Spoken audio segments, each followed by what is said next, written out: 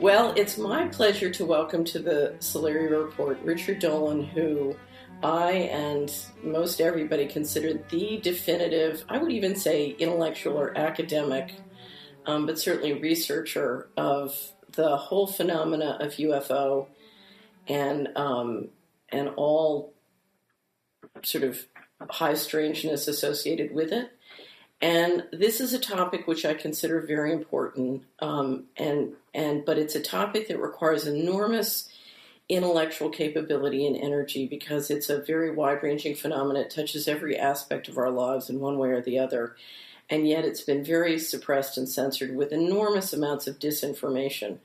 But it also gets you into topics that are so far out of our framework and frankly just so weird that it takes a great deal of effort to bring objectivity to it. And Richard has achieved that with a series of books. He's joined us on the Solari Report, but he has a new book which I think is extraordinary and to me is the definitive work on this whole phenomena. So if there is only one book you ever read on UFOs, this is it. And if you want to get your friends who never wanted to look at this topic before, but really need to look at it because it's so impactful in their lives and their future, this is the book to give them. This is the book I'm hoping that can go mainstream in a very, very big way. So I would ask every one of you to not only read it, but encourage other people to read it as well.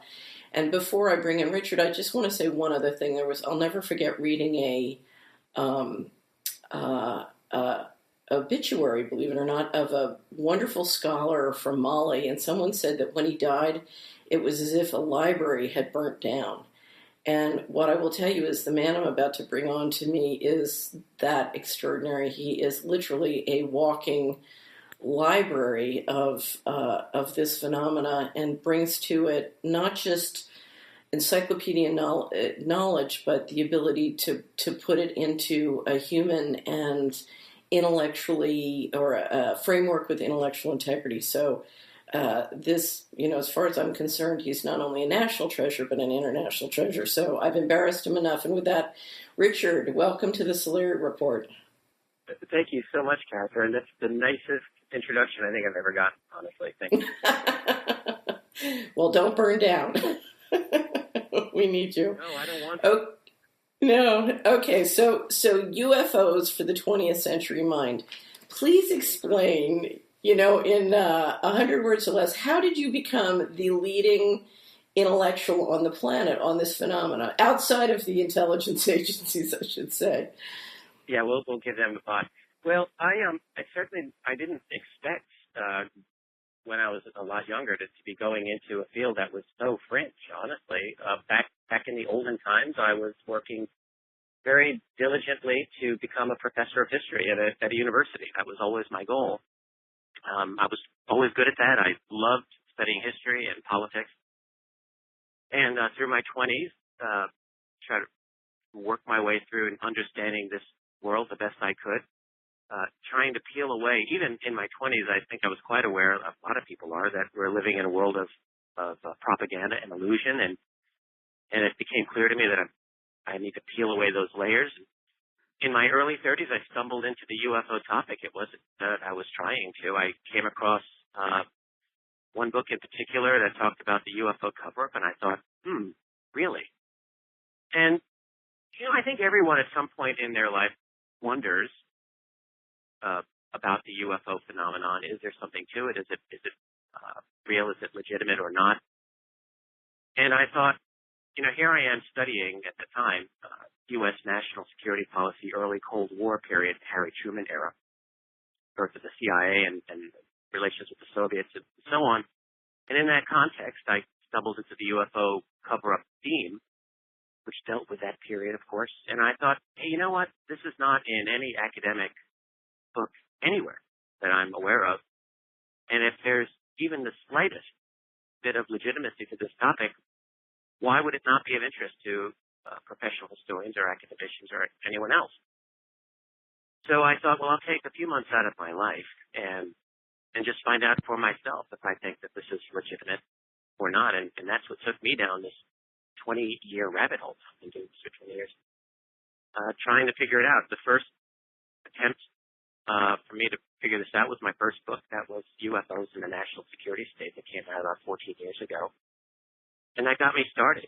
What I've discovered is that the UFO topic is one of several, like I call them crowbars, for prying open the illusions of our world. It's not the only one. You can get into it through economics. You can get into it through other types of political analysis. But it is true that the UFO topic is like a gateway that I feel allows us to peer into so many facets of our world. And it's the ultimate red pill experience. I wish it were as easy as taking one red pill, though, because what I find is,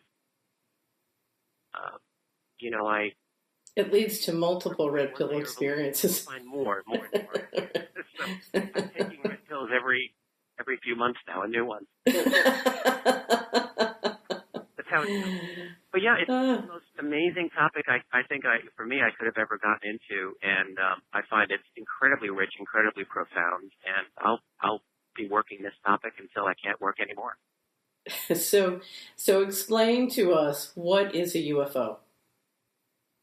Well, technically speaking, it's an object that you see that is not conventionally explainable, typically an unidentified flying object. And what we find, and historically, the thing that really turned me on initially was simply learning through the limited amount of declassified documents that are available. I say limited because so much still remains off limits to people. But during the late 1970s in particular, we had a Freedom of Information Act in this country, in the U.S., that actually was somewhat useful, during which time, it's the Jimmy Carter years, where several thousand pages of documents relating to UFOs were released. This is after Watergate, after Vietnam, at a certain moment in American history where it was possible to get some of this information out. And what did we discover? Well, we found that U.S. military groups, Army, Navy, Air Force, Central Intelligence Agency, despite all their claims to the contrary, were having some very significant encounters with unknown, unconventional objects over sensitive airspace that they could not figure out. We have statements from leading generals, leading intelligence officials to that effect. So whether it means that UFOs are extraterrestrial or not, that's a secondary issue, as I see it. Primary issue. You're talking about if you count. This is the way I say it, because you know me, Richard. I think of everything in terms of money. If you count up all of the legitimate and documented sightings, you just take all of the sightings, prune out the ones that truly could be weather balloons, and you get down to just what's concrete, hard sightings. First of all, it's a phenomenal number going on all over the world. Yeah. And if you just price out what it would cost to build all those spaceships, you're talking about trillions and trillions of dollars. So somebody has that manufacturing capability. Somebody has those financial resources. Who is it? Because if it's not off planet, it's on planet. Where is that happening? Where did those resources come from? Yeah, that's a really on-point question. And it's financial resources and also, I would say, scientific and engineering resources. Right. We're talking about technology which is way beyond anything which is overtly understood or known in our society. And that's the problem. What you find in the document trail, again, such that we're able to obtain, is that these were some of the questions that American analysts were asking in the 1940s and 50s. Not so much the financial aspect, which I think that's key, but they were certainly asking who's building these things? Is it the Russians? Is it us? Do we have a secret black budget program that's doing this? And frankly, when I go through the document trail, I'm just not seeing a whole lot of evidence leading to, at least in the early period, the 1940s and 50s, American or Russian manufacture of these objects. There's a lot of speculation that this is possible. You have researchers today like Joseph Farrell and a few others who are following up on the possibility that this comes from World War II German science Okay, fair enough. But even that's not really a slam dunk, in my opinion. And that still begs the question, if this is a fully terrestrial operation, then as you're saying, where is it from? Where is it based out of? That's still a mystery, in my opinion. You know, who's making these things? It's interesting. You know, I because he was a partner of Dillon Reed, I've always been interested in James Forrestal, who became the Secretary of Defense and died mysteriously in the late 40s. You know, and many argue it was for a variety of political reasons, one being that he wanted transparency around this issue. But I was looking at a chronology related to, he had set up something called Project Saucer, which became Project Sign. Are you familiar with this? Yes, indeed. Yes, indeed. And I was just reading. Yeah, go on. Yeah, I was just reading that this is what the chronology said, and I was going to check it with you. 1948, August 5th. Unanimous agreement of Project Sign scientists and intelligence officers. The UFOs, they're talking about the Roswell incident and some of the other sightings that had happened at that time. The UFOs are spacecraft from another world observing the Earth for an unknown motive, clears Directorate of Intelligence without a single dissent en route to Chief of Staff General Hoyt Vandenberg, who refused to release the report because it would cause a stampede. Go public versus don't go public factions take form in government and debunking starts. Yeah. That's known as the estimate of the situation. It's a famous report. It's a legendary report. No one's actually ever read the estimate outside of the classified circles. We are very confident it existed. There were a number of people from that time who talked about it. And indeed, this was the result of a tremendously vivid sighting of two Eastern airline pilots from the summer of 1948 that was very clearly seen, got a lot of attention for the people upstairs. And indeed, there was a report by what's called Project Sign that did end up on the desk of Hoyt Vandenberg, who was Chief of Staff of the Air Force at the time. And as you say, exactly. He said, no, this is not the answer I want.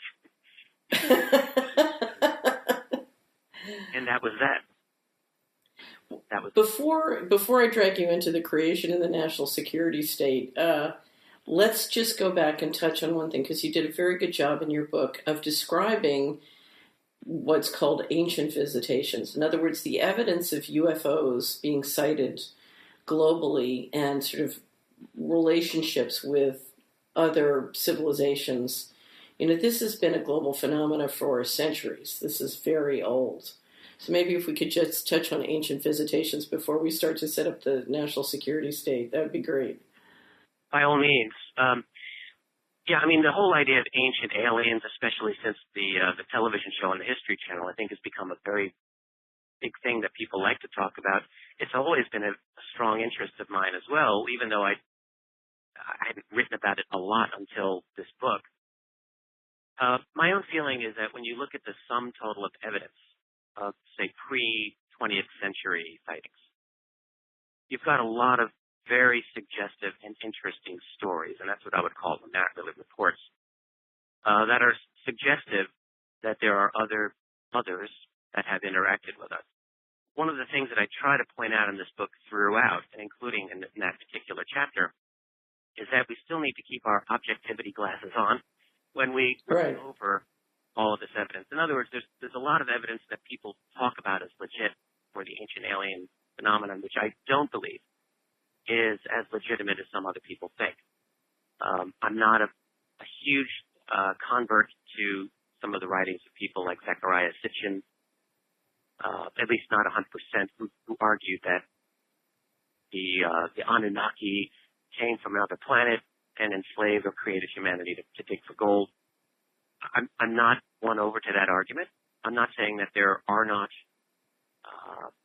ancient intelligences that have interacted with us, but I think some of the evidence that's put out by him doesn't really meet my personal standard of what I would consider evidence. And I try to explain that in this book. A number of other things that people have talked about. There's stories that just float around, copied from one website to another. The ancient nuclear event that was supposedly had taken place in India, I found was just built on spurious translations of texts that really were inaccurately and also maybe deliberately mistranslated. So there's a lot that's not legitimate, in my opinion. On the other hand, there are truly inexplicable and conventionally unexplainable events from our ancient history that, in my view, tell me that we have a great hole in our history, right? In our conventional understanding. So yes, I think that there are certainly a number of stories that have come from ancient times to our own that I don't know how to explain away. I mean, there are sightings from 17th century Russia. There's sightings from the medieval period. There's sightings from ancient Egypt and elsewhere that when you just read these accounts, it's very difficult for me to explain away as a natural phenomenon one way or another. Intelligent fireballs that seem to maneuver, that go away, that come back, that scare the hell out of the people who are watching them. A number of these. And then a couple of very good 18th and 19th century accounts that were dug up by people like Charles Fort and some others that show objects leaving the water. There's one from 1845 in the Mediterranean that was noted by a ship's captain and his crew, an object just off the coast of Sicily coming out of the water in 1845, a luminous object, and then flying off. So there are some very bizarre, suggestive stories that do tell me that we may have the presence of a quiet presence of a group that is here for their own purposes. Right. So they're either existing in sort of a parallel civilization side by side. So, some people would say in the middle of the earth or in Antarctica or, on the moon, or they're either humans who've broken away or they're other civilizations. There has to be an explanation. And, we know they're not coming from, from Edwards Air Force Base. They may be coming from Area 51. Right, but certainly not when you're looking at these ancient stories. And again, there are some very, very good ones. Absolutely. Right, so let's jump. I don't want to. Yeah, go ahead. Go ahead. Well, there's just a few from the early 20th century that are off the charts phenomenal. I mean, one which I included, which I myself discovered in the Canadian National Archives a number of years ago. What you had are Canadian citizens would write their own UFO reports to the National Research Council of Canada, which used to accept UFO reports for many years. They didn't do anything with them. They put them in a file cabinet and just ran away from them. But I ran across one story from an elderly man writing around 1980 about his experience as a young man in 1936 doing aerial mapping for the Canadian government in northern areas. Now, in 1936, they didn't have satellites, but they had aircraft, and they wanted to get a good topography of the country. So that was part of his job. And he was in an utterly remote area in the Northwestern Territories where he's on the ground, he's looking up at a blue sky and sees this object above him that instantly took off to the horizon, instant acceleration, and flew gone in a matter of moments. A very detailed account, and I think this is 1936 in truly the middle of nowhere. And that's somewhat recent, but it's still far enough away that I can't see that as German technology. I can't see that as, that's certainly not Edwards Air Force Base or anything else. Right. But it was a very clear event. So there are a number of these that just make you scratch your head and think, who is out there? Right. Where is this coming from? So let's come back to the 47-48 period. We have the Roswell incident, which I think is pretty famous. Everybody knows a little bit about it. And we have a decision by the U.S. government to not go public, clearly.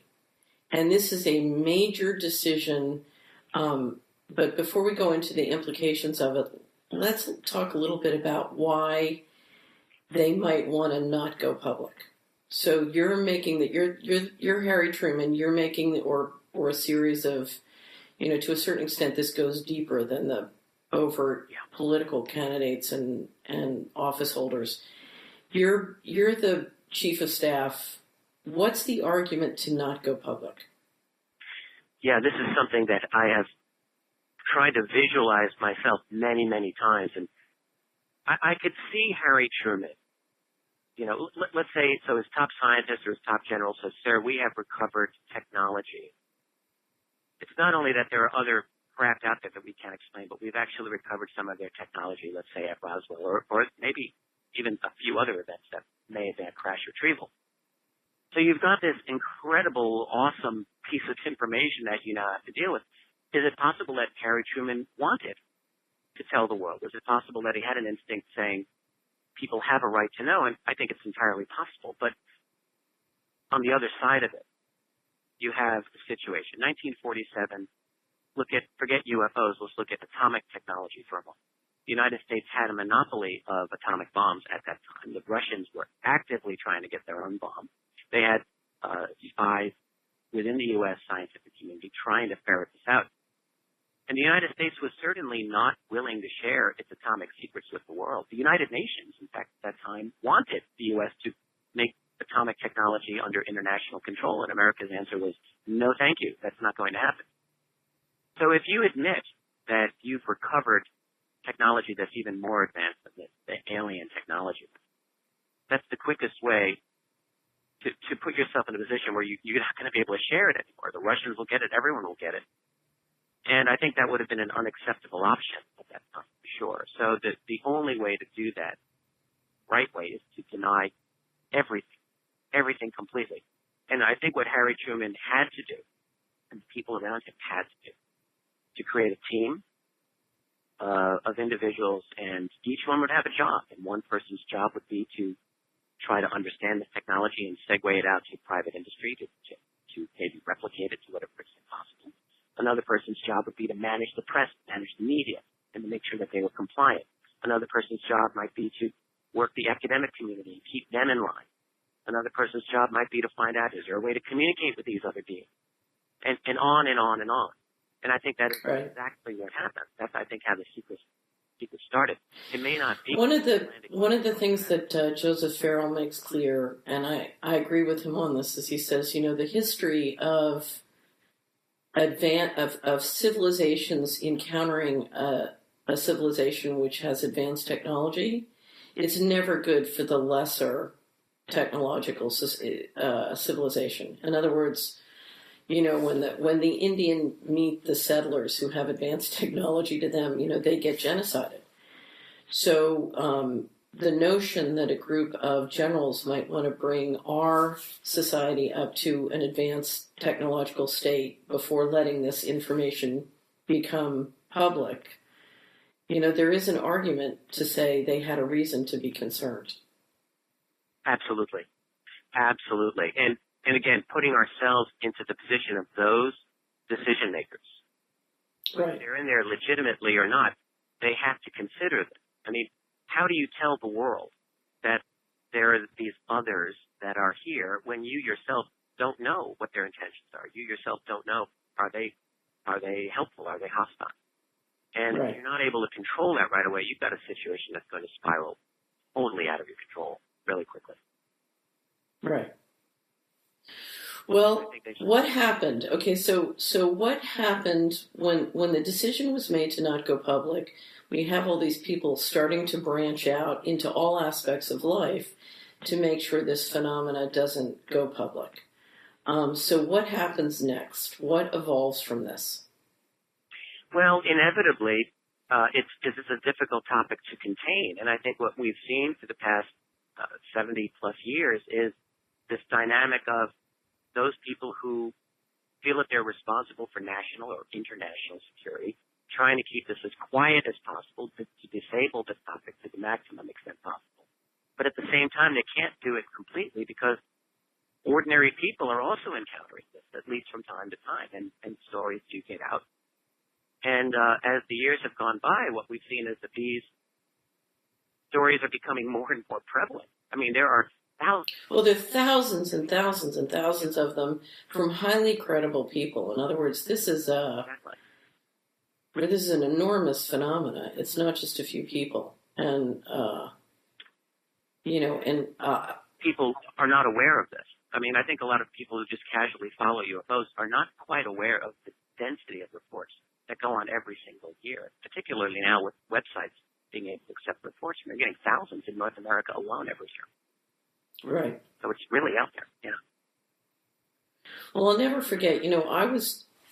I was driving across the Dakotas at 3 a.m. I think it was about 2005, and literally, Richard, it was the strangest thing. There were hundreds of huge UFOs just hanging up in the sky. It wasn't just a few; it was hundreds. So, of course, I'm pricing out how much it would cost to build and maintain these things. And I'm looking at it and saying, wait a minute, this is over $1 trillion right here. What is going on? So this is then the B-2 bomber or, any of our advanced fighter jets, right? Yeah, well, it was like a condo association of UFOs just sort of hanging there. I thought it was like, is this a city? What's going on? And, when it's that front and center, there are just too many people who can't notice it. Because, I don't know how many truckers were driving across the Dakotas that night, but I'm sure there were a lot of them. So they could see it too.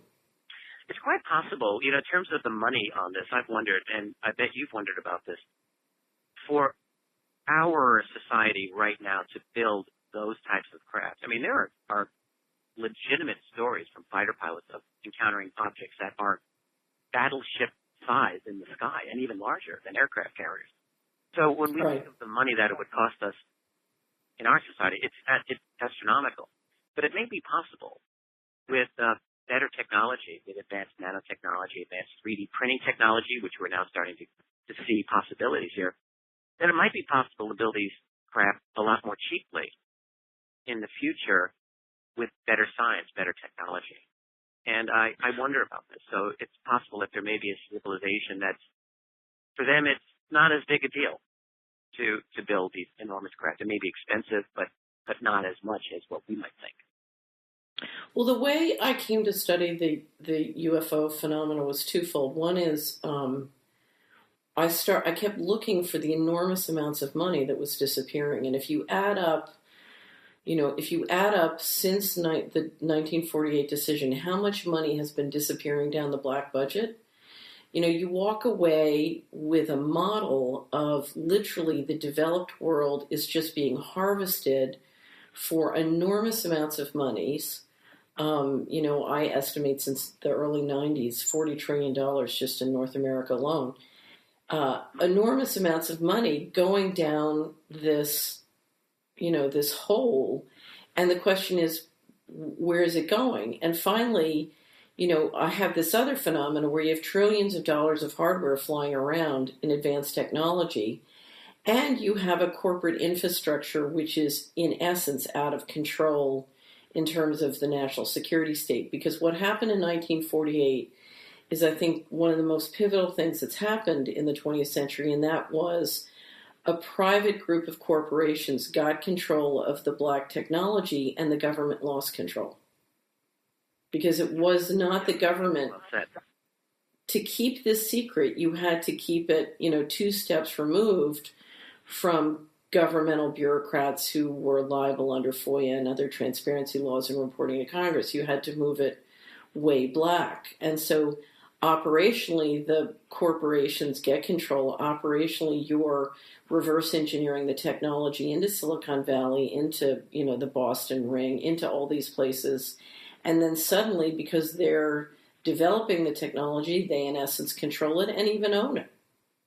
And so if you look at an enormous amount of the equity valuation that's come from advanced technology, a lot of that, if you look at the history of it, should really belong to the American people, to the taxpayer. But it was literally a transfer and a gift. So here we have a whole secret infrastructure of private corporations and investors who control the most advanced technology in the world. And we're depending on them for the evolution of whatever this response is to the phenomena, and it's all happening in secret. That is so well said. And one of the goals for me in writing this new book of mine, UFOs for the 21st Century Mind, is one of them is to understand this phenomenon politically. The whole subject of UFOs, I think, really was in need of a reformulation. in a sophisticated way. So, and part of that includes the politics, and part of that includes the money.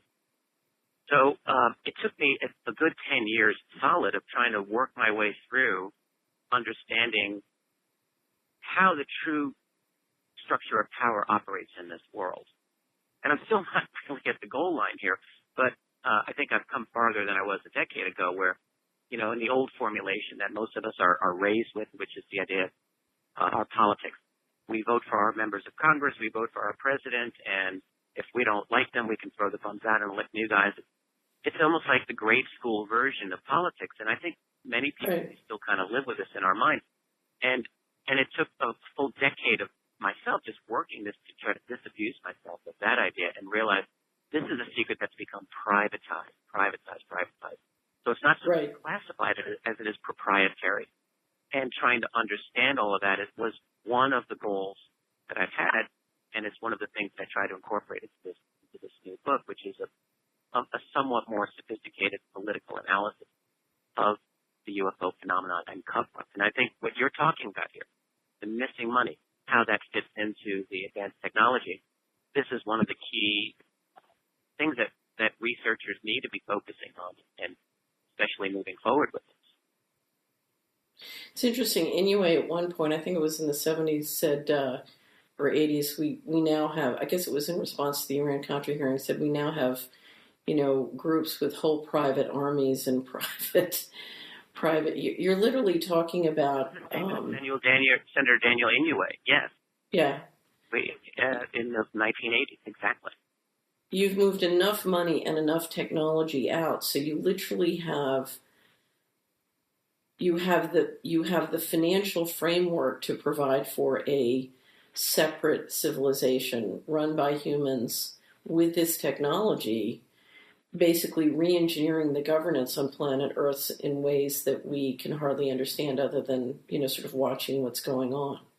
And it's very deeply involved with the infrastructure that was developed out of this decision to stay private. And so if you want to understand the economy today, if you want to understand finances today, if you want to understand governance on planet Earth, you have to grapple with the UFO phenomena, because it was the development of an infrastructure to respond to that phenomena, which is now basically the most powerful human infrastructure on Earth. Would you say that's fair to say?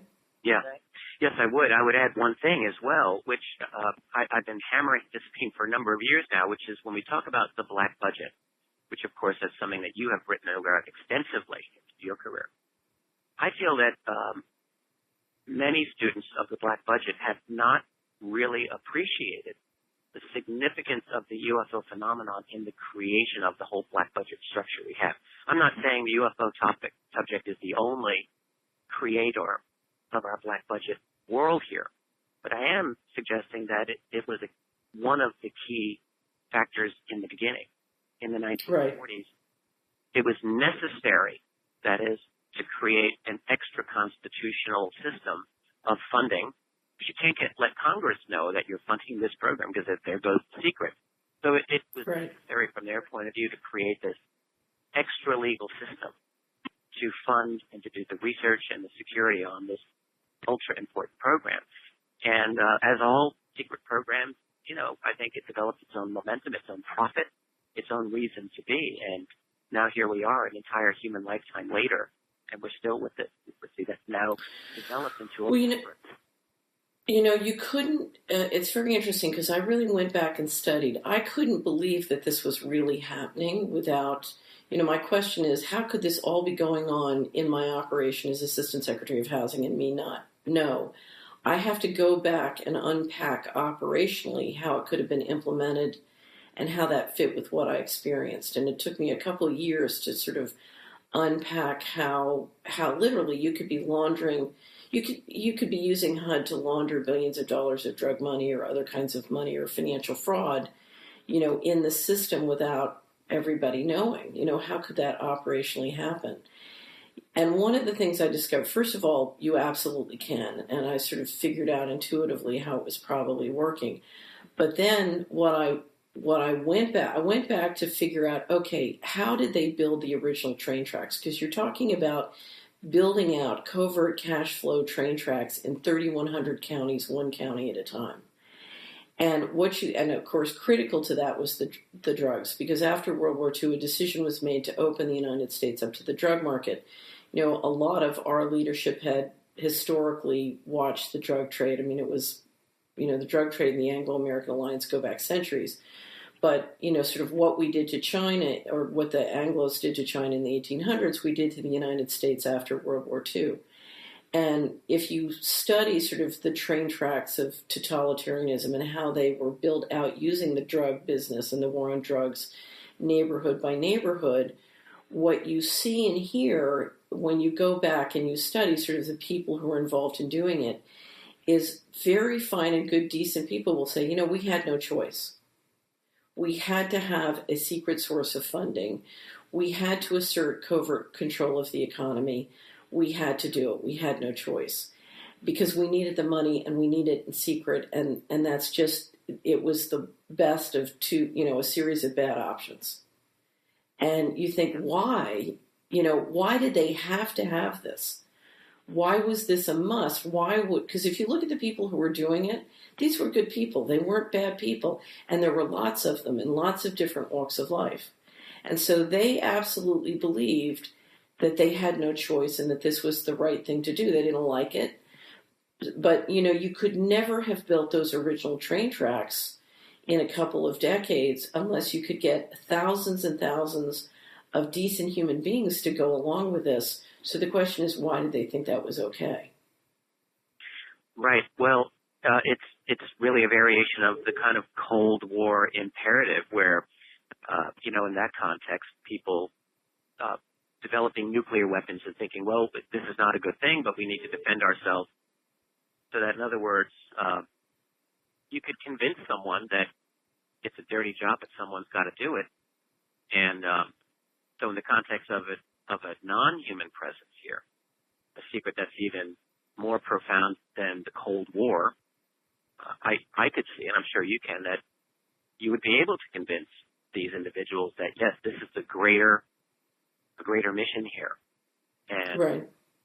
And the drug money, drug addiction is not a good thing, but yes, we're gonna play this game because we need this money. I mean, the drug business is, I don't know how to measure it, but I have to think it's one of the top 5 industries in the world.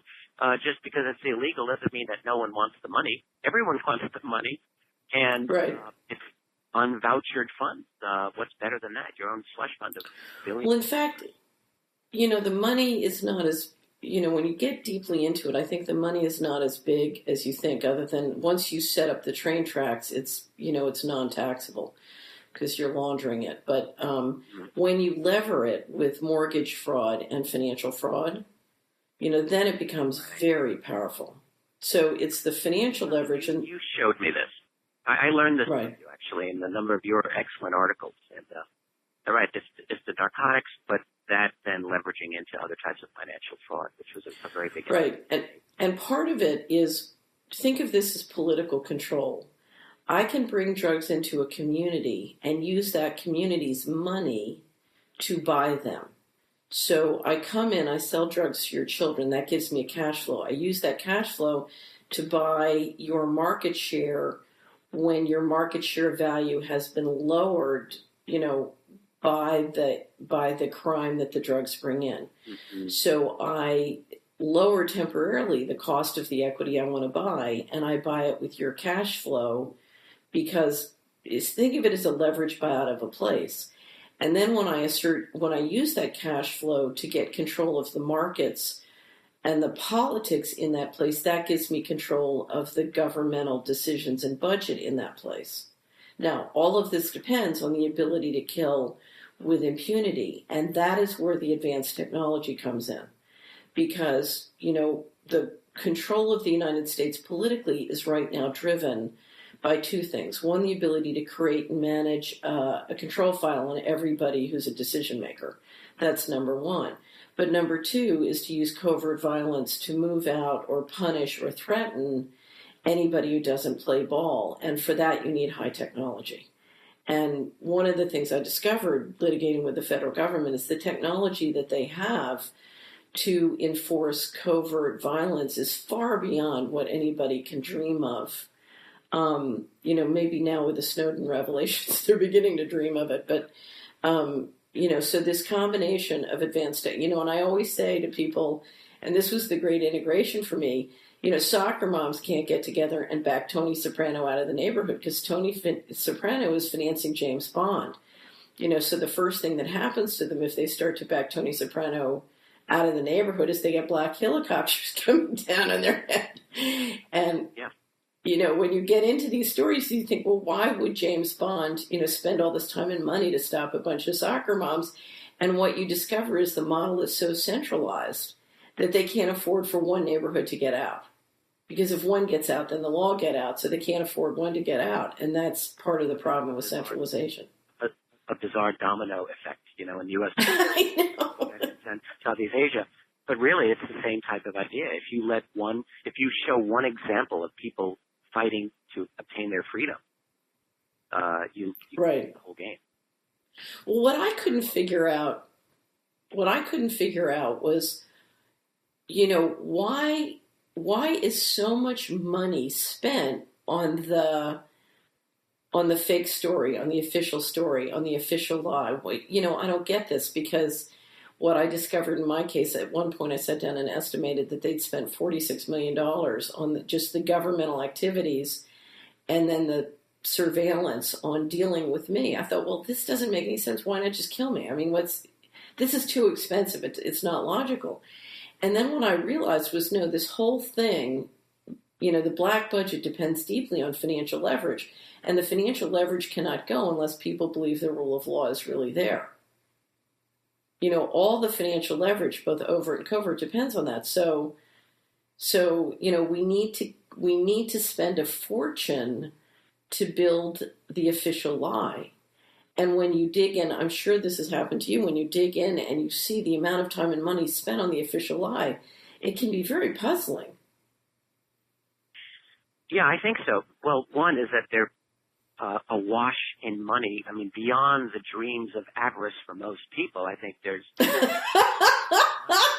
really, right? The thing is, if you actually killed off all of the opponents to the system, I would think that would start looking a little bit too suspicious. So much better, I think, to marginalize them in one way or another, to save them, right. Maybe destroy their reputation. If that's all you need to do, maybe sometimes that's better. I do think people, right. I mean, they obviously still get killed off in suspicious car accidents, like Michael Hastings, a journalist just not even a year ago, and a number of other people. Philip Marshall, 9/11 researcher who supposedly did murder-suicide. My feeling is that these are still people who are being murdered to this day. Right. But in many cases, I think it, as you say, I think in the interest of those people with power, not necessarily to kill their opponents so much as ruin them. Make fools out of them. I think, and to me, the most effective tool to protect the UFO phenomena story is disinformation. And a great deal of time and money is spent to marginalize, harm, make people look ridiculous. It's what's called the COINTELPRO. There's a real huge COINTELPRO effort. And a lot of it is not run by the government. It's run on the private side. Yeah, I think what we see, it's like they're trying to build a consensus reality. Every society has elites that try to create a consensus reality. And in our society, you have the national security crowd. You've got the major media, press, NBC and CNN. And then you have the academic pillar as well. And I think there's a lot of interaction there. And all of them are attempting to create a kind of consensus. So in their reality, America is working on behalf of democracy and freedom, and America doesn't like weapons of mass destruction, and America is fighting dictators. I mean, that's the consensus they're trying to create. When the right. reality, all you have to do is scratch with your little fingernail, and you see that that's absolutely wrong. But the consensus, the attempt to build that reality is necessary to keep people in line, to keep people happy, to live with this convenient fiction that, the world has a certain order to it. It's a little messy, but we're doing our best. And they can continue to try to do that. And maybe I don't want to get ahead here, but maybe one of the issues in the next few decades is how well that consensus will continue to do the job. Well, clearly that consensus is breaking down. And I wanted to bring up one or two. Your book does a great job of sort of summarizing and documenting some of the more famous sighting events. Mm-hmm. But I thought maybe we could bring up one or two just as an example. And one of the ones I wanted to use was the Phoenix Lights, because it was so well documented and seen by so many people. And there's a wonderful documentary you can just watch. You can get it at Netflix or get it, online and watch to give you a sense of how this official reality is breaking down, because I think it does a good job of describing that. So maybe if you could just describe the Phoenix Lights. I would be happy to. It's maybe the most famous UFO event of the last 20 years, possibly. It's certainly one of them. This is March 1997, March 13th. And, documentaries and entire books have been devoted to it. The Phoenix Lights event was really two specific events as far as anyone's able to analyze here. You have daytime sightings of a number of individuals from down the state of Arizona, starting in Nevada, I believe, and then going through Arizona south, of individuals reporting lights and sometimes a craft moving down. A huge, wedge-shaped craft was seen by a lot of witnesses, especially as you get close to Phoenix, passing, in some cases, directly over their head. These reports, many of them went to the National UFO Reporting Center, and they're still online for people to read. One of the witnesses at that time, and it wasn't known for years, was the governor of Arizona himself, Mike Symington, who not only was governor, a powerful man, but he was a trained pilot and knew aviation, and he was blown away by his own sighting. And again, this wasn't known for 10 years. So that was the first phase of the Phoenix Lights. And then the second phase was in the evening, when everyone, it was nighttime, and everyone sees this enormous, humongous string of lights that meant obvious formation. They didn't really look like flares, at least to many witnesses. It was unclear what this was. The video's out there, and anyone can watch it. An interesting thing about the flares, the lights, is the debate that's taken place about that. And you do have analysts who do believe that these were flares. You have other analysts. One of them is my good friend Jim Dilatoso, who's one of the top video UFO analysts in the world. And Jim has a database. He's got thousands of images on his database, which are kind of like fingerprints of light samples. So he's got, flares. He's got airplane lights. He has images of the planet Venus, swamp gas, and flashlights and whatever. And in his analysis, the Phoenix Lights do not match any of those fingerprints. So he says, I'm not saying it's a spacecraft, but I am saying this is unknown and it's not explained. There was an explanation put out almost immediately that the Maryland Air National Guard had flown their squadron over Phoenix and that they were somehow responsible for the incident. And this is certainly not true. And again, Dilatoso knew a lot of the members of some of the members of the Maryland Air National Guard's 104th Fighter Squadron. And two of the people he knew, one was the commanding officer who trained them. And the bottom line is they were absolutely not responsible for these lights. So what you had is a situation that was very much in danger of spiraling out of control, because once it started to become discussed, this could really go places that people in national security would not want. So what do you end up having? You have the one city council member of Phoenix, Frances Barwood. She was the only one who questioned the official line, and she was pushed right out of the city council. Her story is fascinating. And then you get the famous press conference that Mike Symington organized right after the Phoenix Lights, in which he brought out this guy in a big alien costume, and everyone, ha, ha, ha, big funny joke. But And he later retracted, he later apologized for that. Yeah. He said we had to do it, and the whole point was public panic was a palpable reality, and was they were right on the cusp of something that was going to be out of control. So yeah, this is a significant event, and I think it's too bad that it hadn't happened a few hours earlier in the day when it was daylight, and you could really see clearly what this was. But the fact is that to this day, it's a significant event. Something big happened over. Well, it's really funny because when I was hot and heavy trying to figure out where the $4 trillion that had gone missing from NASA and DOD and HUD went, and I watched Phoenix Lights, it was sort of a transformative moment for me, and I said, well, wait a minute, I bet you Lockheed Martin would build that for $4 trillion. I said, oh, that's where it went. Kind of technology.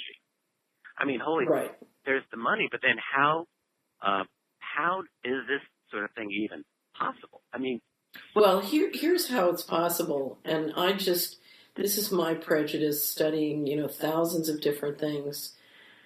If you look at the effort to re-engineer and reverse engineer this technology starting in the late 40s and the amount of money that has gone into that infrastructure to do it, I think the technology that is accessible within that infrastructure is way beyond what anybody can imagine. Yes, I told the story recently of on the Solari report of I had a incident where someone just disappeared right almost in front of me, and I couldn't explain it. I called somebody who used to work in the intelligence agencies, and I said, "Do you guys have invisible man technology?" And he said, "Yes." And now that doesn't make it true, but I had several experiences dealing with surveillance where, the only way I could explain what was happening was with invisible man technology. And, the way it happened. YouTube clip. Oh, really? A clip on YouTube that it's quite fascinating. It's gotten a couple of million views at this point, I believe. That is out of Iraq, and it apparently was shot by an Iraqi nationals or insurgents, I guess is what they call them, but of the U.S. military. There's a tank that comes into the image, and you see going from the right to the left of the screen, you can almost not see it, but there's like an invisible figure going across the screen, and then when he gets... Oh, yeah, I've seen that. You see him a little more clearly. And, yeah, right. So is that an example of U.S. military invisibility technology? It's a kind of a camouflage. It's not 100% invisible, but are there ways of bending light around smaller figures? And I think the answer is yes. So another example I've used in the Solari report was when Gary McKinnon hacked into the DoD servers. He claimed that he had found the equivalent of logbooks for spaceships we have flying around the galaxy. Now, and there are many, many different examples, but whether it's electromagnetic weaponry or invisible man technology or weather warfare, clearly the technology has gone way beyond what I think is understood by the general population. And one of the reasons to bring disclosure to this, for many, many years, I've had a very uncomfortable role in the financial community because everybody says the dollar's going to collapse. And I say, no, it's not. And they say, no, it's going to collapse. I said, no, it's not. And part of it is I'm looking at a technological and military infrastructure to support the dollar that has all this weaponry. But you can't sit down with your basic gold bug and talk about why the dollar's not going to collapse, because they won't look at the UFO phenomena. So in essence, they can't possibly fathom how the economy really works because they don't understand the basic military and intelligence infrastructure behind it. I'm so glad you mentioned this. Years ago, before my own ideas really formulated sufficiently, but when I started into the UFO fields back in the 1990s, my feeling was as follows. I thought, this is a big reality here. This is a very big reality. It must by definition be intersecting with other big realities in our world. Everything, every reality. Presidential politics, money. And so, like you, I mean, one of the things I've been trying to understand since then is how does that intersection work? What is the relationship? And yes, clearly, you can't have this one big reality that's totally separate from everything else. That's just not possible. I don't know if I ever told you this story, Richard, but when I first moved to Tennessee, I moved to Hickory Valley, so I live in a little farming community in Tennessee, and I had a next door neighbor who had a young daughter who was very bossy. She was about 10 years old, and I was trying to figure out, okay, well, how can I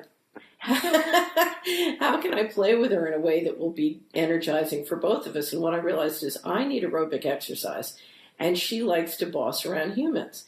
So they had a jump king, which is this trampoline with a net around it. So I said, okay, let's have aerobics. I'll say her name was Betsy. We'll have, aerobics with Betsy and the jump king, and you can boss me around for half an hour while I get aerobic exercise. So this was a deeply satisfying experience for both of us. And after one particularly exhausting thing, we are lying in the bottom of the jump king looking up at the sky as it gets dark. And it was that summer when Mars was going to be as close as, it had been for a long, long time. So I'm sitting there saying, okay, Betsy, now, here's what's really interesting. That is Mars, and you see it's getting closer and closer to the moon. And here's what's interesting. And I'm explaining the whole phenomena about what's going on with Mars. And she turns to me and she says, that's not Mars. That's a spaceship. Really? And what I discovered was, on the ground in America, there is far more belief in, extraterrestrial civilization or humans, traveling the galaxies. And, there's just far more common thinking about this than anybody. It's if you go to Washington and D.C., the people are making money are buying into the official reality because that's what makes them money. But out here in the hustings, and part of it is Hollywood's been busy sort of telling the story for decades now. So, well, let me turn. You've got a chapter in your book on contact and abduction, which for me is sort of one of the hardest phenomena to grapple with because it's so. There's so many strange stories, and the other thing is, to be blunt, it is very. It is very easy for me if I had to bring any of these stories up to the kind of evidence you could present in court. I've never met an abduction story that couldn't be explained by mind control. So it's a very squiggly area. But maybe if we could just touch on that and say that is part of this phenomena, and there continues to be regular reports about interaction with intelligent life that's not human. Yes, I think that's probably a very good way to characterize it. Abduction, contact of various types that are being alleged, it doesn't meet the kind of level of proof that we want if we're rational thinkers trying to understand this and put together a concrete scenario of the phenomenon. The problem is that these stories are so numerous. I mean, they're shockingly numerous. I mean, and they just won't go away. So, one of the things that we want to remember about this phenomenon is that it affects people at a deeply personal level many, many times. I mean, if nothing else, I think it's important that we remember there are people who are traumatized at times by what they seem to have gone through. Other people who are exhilarated by it. In one way or another, this phenomenon, when it affects us personally, it's a deep, profound, sometimes transformative experience. Right. When I see people in the media, like I'm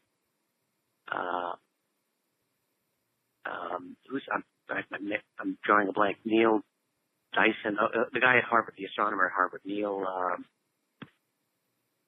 I'm talking about. I know who you're talking about. I don't remember his surname. Astronomer. My brain is just. But I mean, I've listened to him actually make fun of people who allegedly have had contact, turning it into a big joke. Neil deGrasse Tyson, that's who it is. And I've heard him do this, and I get so angry when I see major public figures making fun of this phenomenon. It's really, it's a cruel thing to do. Well, they're paid to do. I mean, basically, that's their job. Their job is to protect the official reality. Yeah, and one of the things I would say is when you see people who have stories, who've experienced this kind of phenomena, the first shocking thing is what happens. Then the second shocking thing is the way society treats them. So they literally have the entire national security state trying to make them out to be a fool and to shun them and ostracize them and separate them from their community, their family, etc. The thing about mind control, by the way, I think you're right on here. The mind control, there are apparent screen memories that seem to have been put in place to people following their experiences. So, trying to figure out what exactly happened to them it's sometimes very difficult. Right. One of the stories I did not include in this, I probably should have. I interviewed a man he's a truck driver. He's a regular guy, good guy. 30 years ago, had an experience with a number of people. He was fishing at night, and he, to this day, has no memory of the 2 hours of missing time that occurred. He remembered as they got back into the van to go home, he said to his companions, "We are not supposed to talk about this. I am never going to talk about this, and you never talk about this, and if you do, I'll just call you a liar. But we're not supposed to talk about it." So that whatever happened to him, it certainly appears that the agency put this mental command inside. Right. Don't talk about it. So there is mind control happening. And the question is, who's doing it? Is it aliens? Is it humans? Is it a bit of both? Certainly in the U.S. national security community, that technology has existed for a long time. To get inside someone's head and to post-hypnotic commands and make them know that they are never to think about this, never to talk about it. So there's a lot of... One of the things that makes it hard to understand this phenomenon is I think it's impossible to understand it or the ability to build an official reality, which is so far from reality, without understanding mind control. And if you've never, researched or understood this topic, it's very, very difficult. And the one book I found that really helped me tremendously was Carla Emery's book, Secret Don't Tell, because it takes it back, centuries. This is mind control is something that's been going on this planet for centuries. So it's a pretty old technology, and I think it's one that really can help you understand how a lot of this can be going on in the official reality. Could have gotten so far, away from reality. One of the other things I wanted to read. Oh, you haven't read it? No, I haven't. Yeah. I think I ought to. And I will also say, I tried to find somebody to talk about mind control for the Solari report, and I finally kind of gave up and did an introduction to mind control. I think it was called Mind Control 101, where I kind of tried to give it a brief history and overview of the topic. So that's on the Solari report if you can ever find it useful. One of the other stories I wanted to bring up in this topic was I was up in Vancouver with George Norrie, who wrote the introduction to your new book, UFOs in the 21st Century Mind. Yeah, that's an incredible thing. Anyway, so I was up there with George, and he had Whitley Strieber and his wife for half of the program. And Whitley, of course, for those who don't know, was a best-selling author who had an abduction experience and wrote it into a book called Communion, which became a bestseller. And he's a very intelligent guy, and his wife is super intelligent. And she's kind of stuck by him and helped him with this. And their story of living through this revelation is very interesting. But anyway, the coast-to-coast audience was listening to his presentation, and a woman got up and asked a very intelligent question. She said, "Are any of the movies about abduction, do they convey what it's like to be with aliens?" And Whitley thought and thought and thought, and he said, "No." And then she said, "Why?" And he said, he thought and thought and thought, and then he said, because there are no words in the English language for me to express to you how weird it feels. And it was at that moment when I said, uh-oh, this may be true. I'm not sure, but this may. Said, that has always stuck with me. Is he said, like, in that situation when you're face to face with them, when you're there, he said it's as if you feel almost like spiritually naked, that there's no defense, that these, these beings are operating on such a level. It's almost like, you communicating with your dog. And it's that level of power that you would have mentally over the dog, like if the dog is right. cowering or ashamed. That Whitley, he said, like, maybe a few people, a small percentage of people might be able to handle a mind-to-mind true connection with these beings, but basically it's going to blow most of us out of the water. We just can't handle anything. Right. Well, you're describing somebody, you're describing interacting with an electromagnetic field which is so different than your own, and also advanced in certain talents that it is. It's almost like it disrupts us in some way, like we almost can't function. Right. In that environment. Could be. Yeah. Well, of course, you know my story where I was offered the opportunity to have lunch with aliens and turned it down. Yes, and I think I said to you, I encountered John Peterson less than a week ago. I ran into him in New York City, and I didn't get to talk with him as long as I wanted to. We were both, I don't know, I just did a video shoot and he had to do something, but he was still kind of, making the statement that, oh no, Catherine just didn't really understand what we were talking about, and she misinterpreted everything. No, I didn't.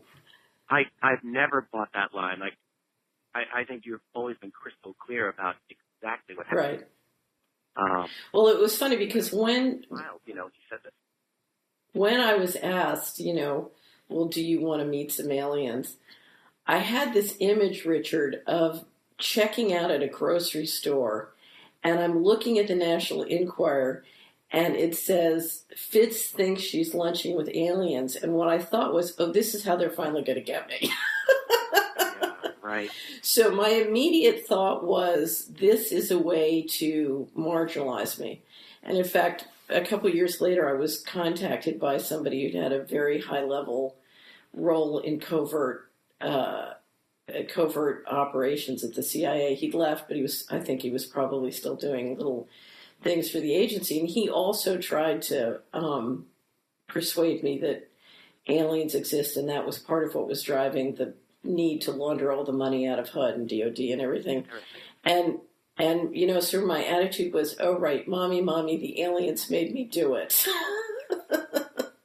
Because there's a whole, you get in these situations where, we can kill you, we can destroy you, we can steal all your money, and we're rich, but, it's not really our fault. The aliens made us do it. So, yeah. So to me, there's become... Probably some truth in here. There's, maybe right. At that time, you might not have been down the road far enough, maybe fully to appreciate just exactly what might have been going on there. It's possible. Right, but here's what I do find, which is you have one group of people who has control of a whole bunch of knowledge and technology that another group do not, and that has become the basis of a cycle of disrespect between the two groups. And the first group is now taking financial advantage of the situation and being, I think, inappropriately ungenerous with the second group. Because that's what happens when power corrupts. So there's a corruption going on at the same time, which to me is unacceptable. Yes, absolutely. It's financial and it's technological, where we have this basically a two-class society, and the one class is that tiny group of people, I think, who are in the know.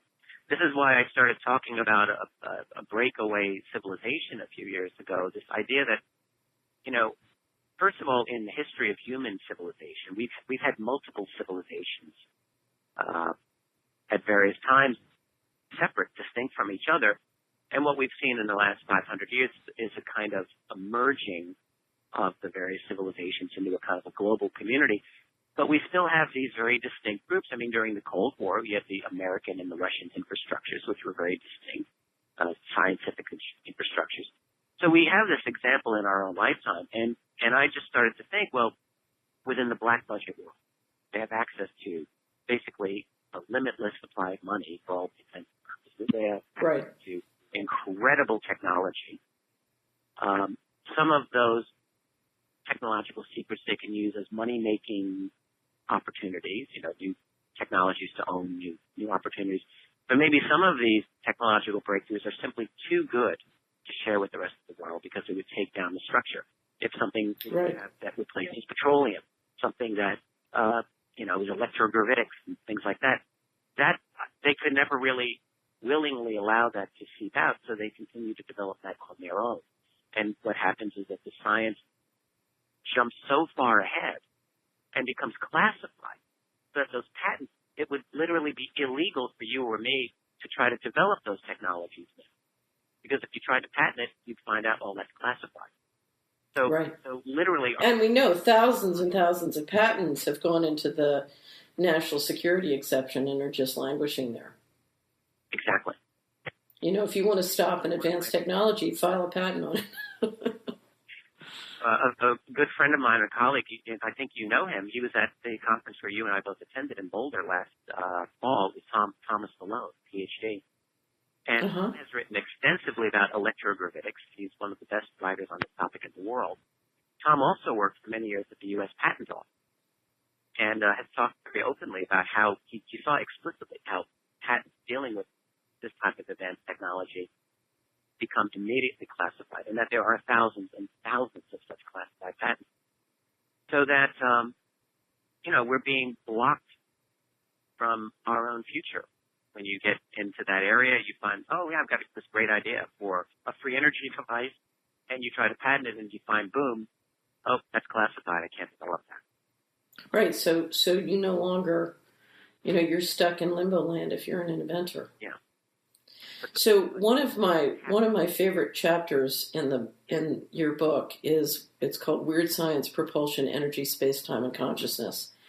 And you lead us through all the different areas of technological development, sort of knowledge development in this area that have been, put behind the secret wall and have really created. If you look at the knowledge that the group who's privy to this has, it is so far. It is so far from the knowledge that the average person has that's why I always say we have become as aliens to each other, because we're talking about one group who has a learning speed and metabolism which is so different than the rest of us that, you can understand why they have become a breakaway civilization. Writing that chapter was my favorite chapter to write. The weird science chapter, because what you find, the UFO phenomenon, I mean, traditionally when we've looked at this, it didn't seem to make sense to us scientifically for decades and decades. That's one reason I think that a lot of people just have blown it off. It's impossible for a craft to zigzag. It's impossible to have instant acceleration and quiet silently and so forth. And beyond that, some of the other high strangeness associated with UFOs also similarly did not make sense to our conventional understanding of science. And what I try to understand is simply what types of sciences do we now have that actually allow this to make sense? And it turns out we can really understand this a lot better, whether we're talking about propulsion. So yes, one of the things I try to understand is how is it possible for something like that to be the case? What is electrogravitics? And it turns out that this is a very sophisticated field of study, and it certainly does make sense. And it seems that these craft are operating very likely on principles of electrogravitics. And And then there's just some even stranger science involved than that when you start looking at the whole UFO phenomenon. Energy. Right. How is it? What is there a source of energy that they're using? Obviously not gasoline that they're using from one point to another. So it's obviously something better. Is it? The financial guys always give me a really hard time about free energy. And, it's all a bunch of bunk and whatever. And I just say, look, there are thousands of UFO sightings and they're not flying around on fossil fuel. Somebody's got it. Clearly, exactly. That's been my logic all this time. But what we find, and again, I was so glad to participate in that conference with you in Boulder, the Breakthrough Energy Movement Conference. Because that was a great conference. Wonderful. And we both met so many brilliant people from around the world who are indeed working in a very sophisticated way on energy harvesting devices, what we would call free energy. I don't know if all of them are valid or if all of them work, but I'd be shocked if none of them did. So there are a variety of answers out there. And so I think the UFO phenomenon is something of a gateway into that field and showing us that there are other energy paradigms. Clearly even cold fusion, which was laughed at all through the 1990s. Oh, that's impossible. Now what we're finding is it's not dead, not at all. Right. There are people around this world who are actively working, and I think they're making breakthroughs. So, and then the science is stranger still than even that. There's space-time. When we ask ourselves, is something like interstellar travel possible or not possible? I mean, you get the conventional wisdom saying, you can't do that. You can't get to here from there. They're too far away. You hear astronomers saying, you people don't understand how far away how these but what we find is that actually no, there are sciences that are legitimate. You have scientists like Miguel Alcubierre who mathematically demonstrated how faster than light travel actually is possible. Not technically faster than light, but by like the old Star Trek warp drive idea. Right. It's actually a valid idea. It's the idea of bending space and time in such a way that when you're in that space, you can hyper jump. Yeah, basically. So you're not moving faster than the speed of light within that environment, but that space-time around you is somehow shifted enough that, in effect, you are going much faster than the speed of light. Now, we don't have a source of energy yet, officially, that we know of that allows it to be able to do that, but maybe some of the breakthrough energy technologies might. And then I try to treat things like dimensions and string theory, for example, also because I think this is an interesting of the UFO phenomenon when we talk about either on the dimensions of reality and how does that maybe connect itself to the UFO phenomenon. I mean, even time and possibilities of time travel, and I don't know of that case, but there are so many interesting cutting-edge scientific discussions on these topics that if you can't put this off the table. And then finally, I like to discuss entanglement and consciousness in connection with this phenomenon, and that's how I end that chapter. The idea of entanglement is one of these things that, again, to our scientific worldview, it doesn't really make sense, but somehow it's true. Einstein famously called entanglement spooky action at a distance. In other words, like, non-local intelligence. Uh-huh. But it's true. So when you take two photons and they're entangled, that is, they vibrate at the exact same frequency and spin and momentum, and then you separate them, even at the distance of a galaxy, they are still connected, and it's a faster than light connection. How is it possible? You know how it's possible. I'll never forget, I was, in 1994, I was driving down the George Washington Parkway. I had a big house out in McLean, and I was listening to the Dancing Woolly Masters, and they were describing that experiment that proved, what is it? It was two photons or two atoms can communicate simultaneously at distances further than light and sound, etc. And, demonstrating the property of shared intelligence. It's very similar to entanglement. And Yeah. I had a black Corvette named Fred. I pulled it over the side of the road. It was 11 o'clock at night, and I was walking up and down the parkway screaming, I knew it, I knew it, I knew it. And it was kind of, it was... That you named your Corvette, by the way. I think that's pretty cool. But it was... I was sure that phenomena was true. You know, it's what I call the divine intelligence. And I was sure it was true. And from that moment on, just having that knowledge changed my life. You know, I'd probably still be in Washington or Wall Street making a whole lot of money. But it just changed everything because it said, you know, we don't have to play along with the official reality. There is a way out, you know, because intelligence can work this way. Anyway, I think the science here, it's very complex. It's very hard. It's hard for me to wrap my brain around a lot of this, but I do believe that in trying to understand some of these, what I call weird sciences, I really believe that we would be making progress with understanding the science behind the UFO phenomenon, because it just seems to me that when we're encountering what we call this UFO phenomenon, we're almost standing at the very edge of what our worldview up till now has been able to handle. And that, right. But some of these sciences are, again, they're like doors that open into the future. And I do believe that once we assimilate some of the sciences in our worldview, that understanding the UFO phenomenon would become a little bit easier. Well, I want to turn to your last chapter, which you call Into the Future, Into Ourselves, and where we talk about sort of integrating all of this into our day-to-day reality and what it means to our culture and life. But as I do, I wanted to talk about one story. Did you ever see the Steven Spielberg series that he did for the Science Channel called Taken?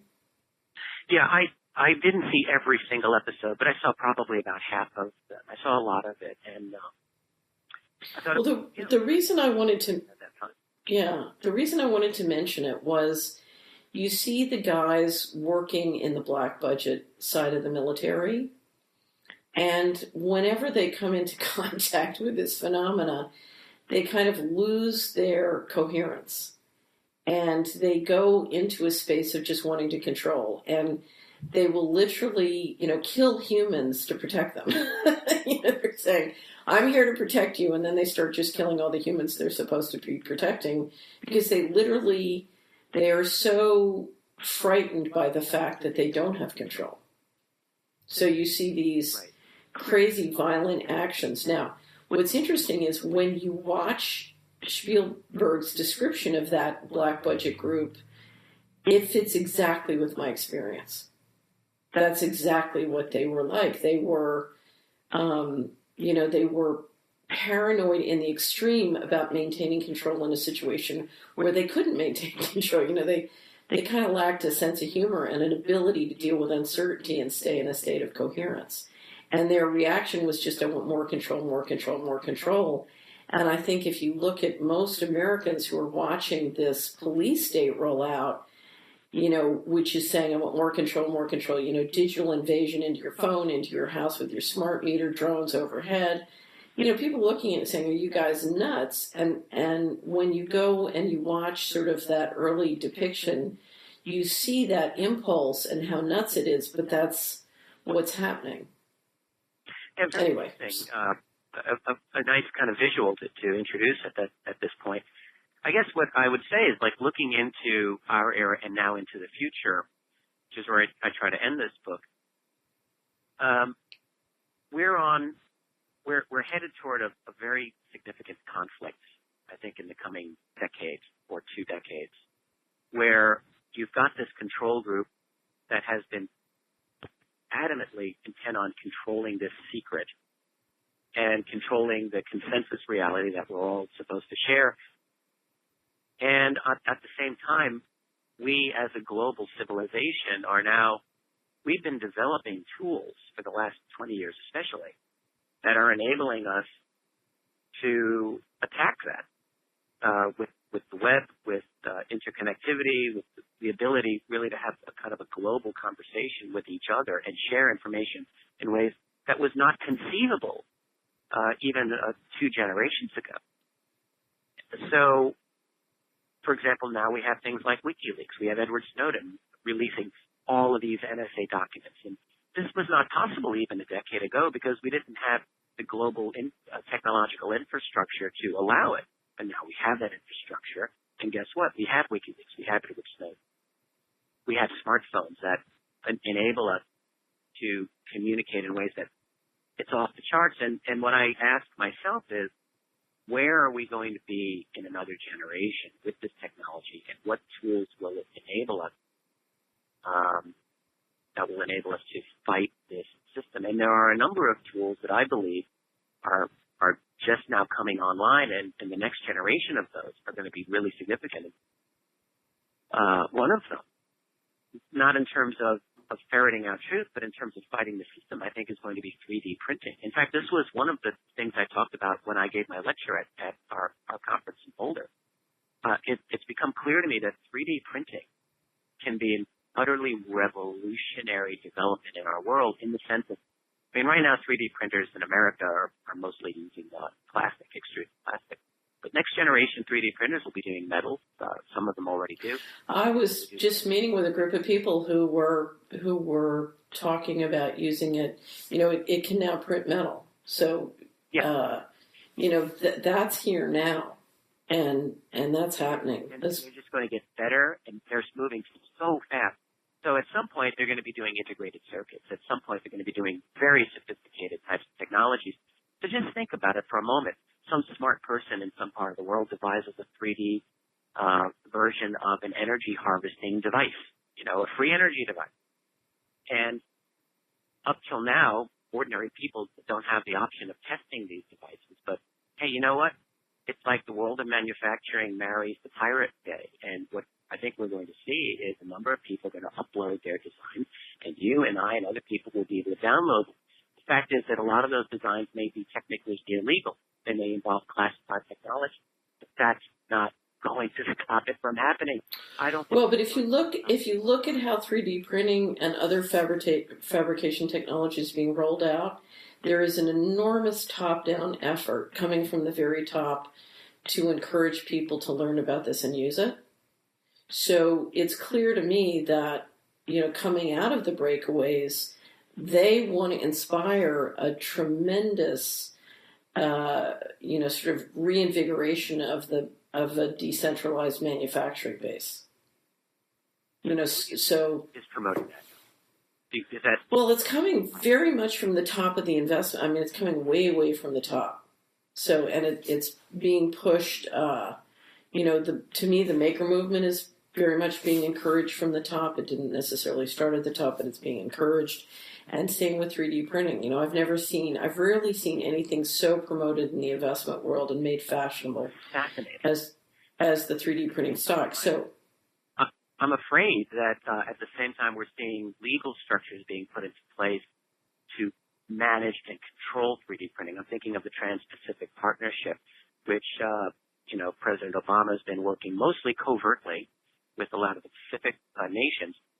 And one of the key things that they're talking about is guarding intellectual property rights. And I think that's part of it is a code for making sure that future 3D printers are not going to be engaging in patent infringement.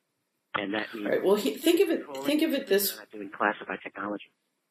Think of it this way, because this is much bigger a phenomena.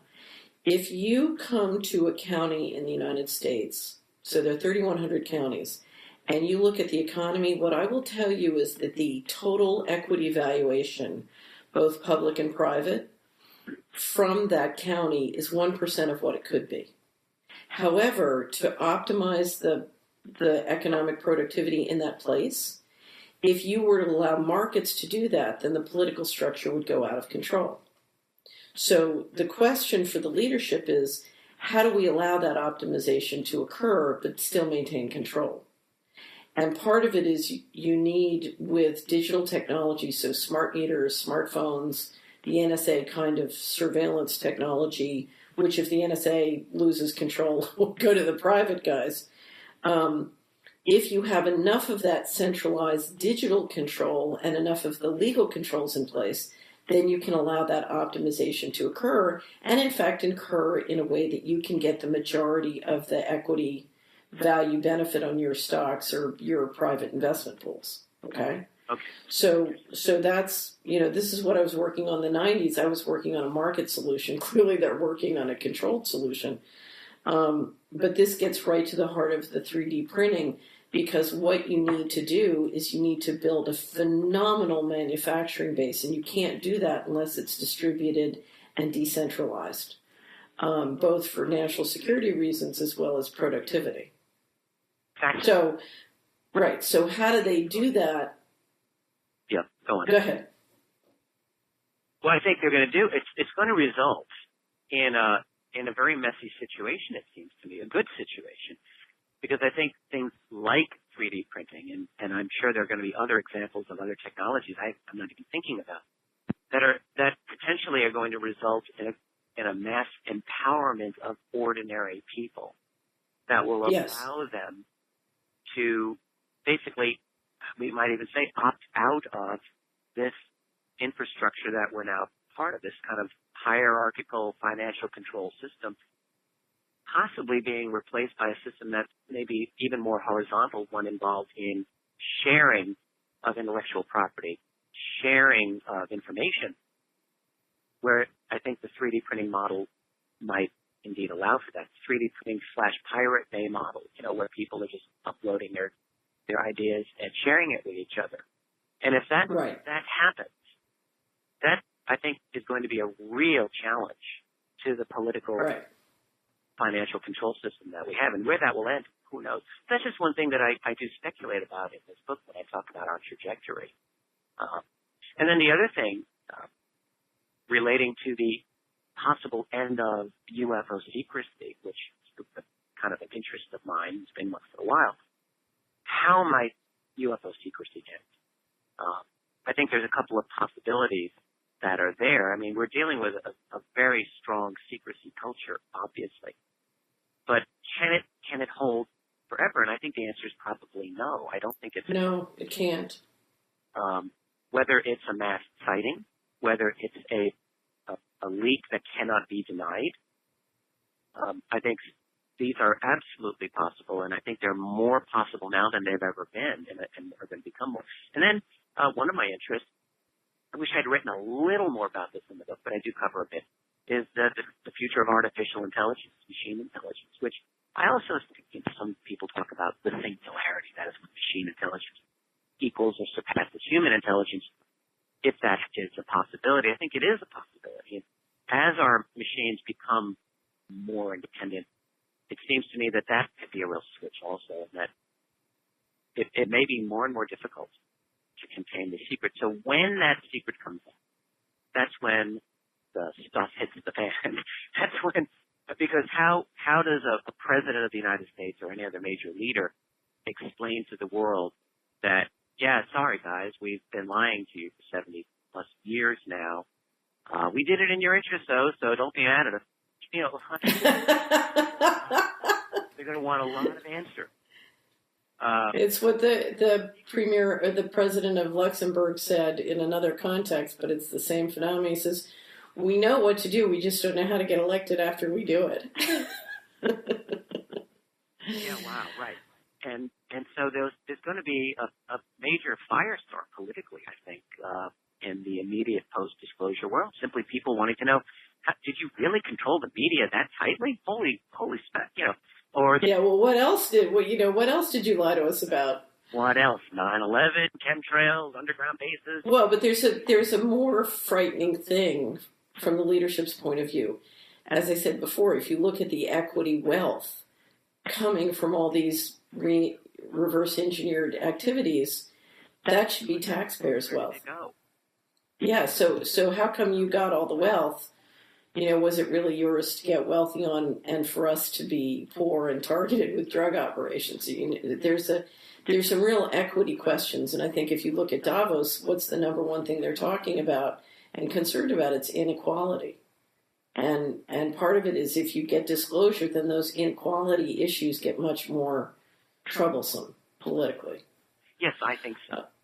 So it's going to be a huge working out the implications of disclosure. I think it's something that will take generations and maybe even a century or more before things start to settle out. I think it's going to be a very, very tumultuous period. I don't think it's always going to be completely fun either, and I don't think anyone's ever going to truly to be ready for it. But as I sometimes like to say, no one's ever ready for their first child either. And that's, and I think, with something like a post-disclosure world, it's the same thing. It's never going to be ready for it, but it's going to show itself nevertheless, simply because I think we as a civilization are on a certain trajectory. You were talking about building train tracks. We're on a track, and our track is heading us to a destination, and I don't think we're going to getting off this train. So it's going to happen. Yeah, to a certain extent, we're looking at a world, we're looking at a phenomena and a development that is essentially out of control. Not that lots of people aren't trying to control it, but it's essentially out of control. One of the things I wanted to bring up, I wanted to come back to the economy again one more time, just because that's my beat. I have really struggled to try and explain what's happening economically to a wide variety of worlds, and I can't do an effective job of it without having them look at the UFO phenomena. But I've always, what I always tell them to do is to get your last book and read the first and last chapter 20 times is actually what I always tell them to do. But one of the reasons I'm so grateful for your, for UFOs of the 21st Century Mind is it is something that I can give to a busy doctor, a lawyer, an investment advisor, a scientist, an engineer, and say, this is a phenomena which is a piece of what you need to understand if you are going to understand how the economy is being managed and why the economy is being managed and why the reality of the economy is so far different than what you as an extremely intelligent person, who's aware and cares, understands. We all have to understand how it was that we could be this far out of the know. How could this all be going on and we not know? You have to grapple with that. And I think your book does the best job I've seen of introducing a framework for this entire phenomena and explaining how it integrates into the different aspects of our lives. So now I have something I can give to someone, and I'm very, very grateful, Richard. I'm going to be handing this book out, I know, for a couple of years at least. Thank you so much, Catherine, which is exactly why I wrote this book. I wanted to give my best attempt at summarizing, really reformulating the entire subject, which I've just felt for a long time has needed a kind of a fresh evaluation. I don't really think, actually, that in the history of the modern phenomenon, that anyone's really tried to do a complete overview of the topic. I don't think this is the first one I've ever seen. Yeah. So I wanted to do it, something that includes the history, that includes the politics, that includes the deep politics and understanding, and that includes the science and social implications and personal implications and the philosophy of what even constitutes the UFO today in an age of drones and off-the-shelf technologies. I mean, that's treated in there. So all of the things that I feel are relevant to this topic are things that I tried to include in the book. I wanted it to be a 300-page book. It ended up as 500 pages, but I did want it to be an engaging, fast read, and I'm hoping that readers feel that way. Well, you accomplished it and more. So, Richard... I'm so sorry. Yeah. Go ahead. Jumping in and you. Well, one thing that I love, and that I've noticed has gotten very strong reactions one way or the other, is the cover of the book itself, which I am in love with the cover of this book. And many of my readers tell me they love the cover. A few have said, however, oh no, it's not a very good cover, Richard. And it's a Monty Python-esque, like a Terry Gilliam type of picture of me with my head sliced open. And with a flying saucer, classic flying saucer, beaming a beam of light into my head. And the reason that I love it is that I wanted a book that is fresh, and I think that this is a fresh book. I wanted a cover to reflect this, and I wanted something that was going to that particularly younger people would look at that and think, oh, that's pretty cool. That's fun. It's having fun. It's not making fun. I'm having a little fun with myself, which that's perfectly fine. But yeah, I wanted it to look fresh. I wanted it to feel fresh, and I feel that cover encapsulates it perfectly. And to me, I feel it's one of the best UFO book covers I've ever seen, and I'm so glad that it's on one of my books. Well, it works that it's from you because you're the most grounded. I've never met a more grounded historian or researcher than you. You're about as grounded as the human race can get. So you can get away with this. But the thing I love about it, yeah, it's fresh, it's young, it's, it's fun. And that, that's what we've got.